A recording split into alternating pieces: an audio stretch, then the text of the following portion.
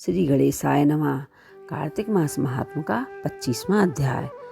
तीर्थ व्रत और दान आदि करने से समस्त पाप नष्ट हो जाते हैं, मगर प्रेत योनि में रहने वाले को इसका अधिकार नहीं है। तुम्हारे दुख को देखकर मैं अत्यंत दुखी हूँ और तुम्हारा दुख दूर किए बिना मुझे संतोष नहीं होता। तुम्हारे पाप भी बड़े भारी हैं, क्योंकि यह तीनों योनियाँ बहुत बड़े पाप करने वालों को प्राप्त होती हैं। प्रेत योनि तो थोड़े पुण्य से नष्ट नहीं हो सकती, लेकिन मैं तुम्हें इस योनि से अवश्य छुड़ा दूंगा। इसलिए मैंने जो कार्तिक का व्रत किया है उसका आधा पुण्य तुम्हें देता हूँ, क्योंकि यज्ञ दान तीर्थ से सब निश्चय ही कार्तिक व्रत के पुण्य का ये समान नहीं है। देवर्षि नारद बोले, हे राजन, इतना कहकर धर्मदत्त ने उसको ओम नमो भगवते वासुदेवाय द्वादश अक्षर मंत्र सुनाया और तुलसी का जल देकर उनके ऊपर छिड़का। बस फिर क्या था, क्षण भर में प्रेत योनि से छूटकर प्रज्वलित शिखा के समान दिव्य रूप धारण कर लक्ष्मी के समान सुंदर हो गई और धर्मदत्त को दंडवत करके प्रसन्नता से गदगद होकर बोली, हे ब्राह्मण, आपके आशीर्वाद से मैं इस घोर नरक से छूट गई हूँ। मुझे पाप सागर में डूबती हुई कि आप नौका के समान हैं।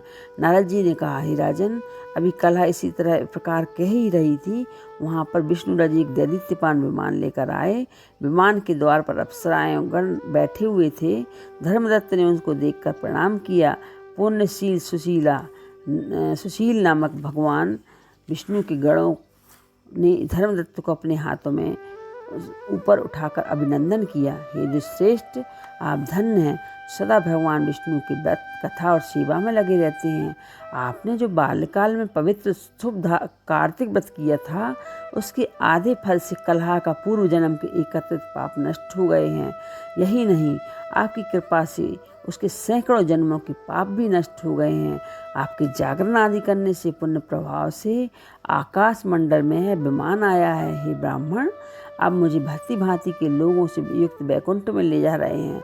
आपके दान पुण्य के प्रभाव से भगवान विष्णु के पास रहेंगी। आप भी इस जन्म में अपनी दोनों स्त्रियों सहित वैकुंठ में विष्णु जी के पास रहोगे और मुक्ति प्राप्त करोगे। हे दया के सागर, यह मनुष्य धन्य है जो मनुष्य जो जन्म उन्हीं का फलीभूत है जिन्होंने तुम्हारी तरह विष्णु जी की भक्ति की है, क्योंकि भगवान विष्णु अपने भक्तों को भला क्या नहीं देते।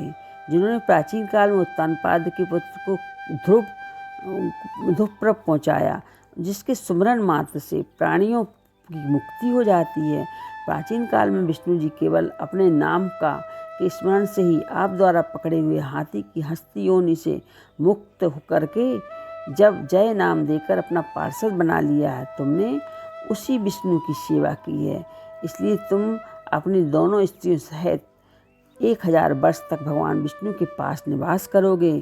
तब तुम्हारा पुण्य क्षीण हो जाएगा, जब तुम सूर्य वंश में अपनी दोनों रानियों के साथ राजा दशरथ के नाम से प्रसिद्ध होगे, तथा यह कलह तुम्हारे आधे जन्म की भागीदार होने के नाते तुम्हारी तीसरी भार्या होगी।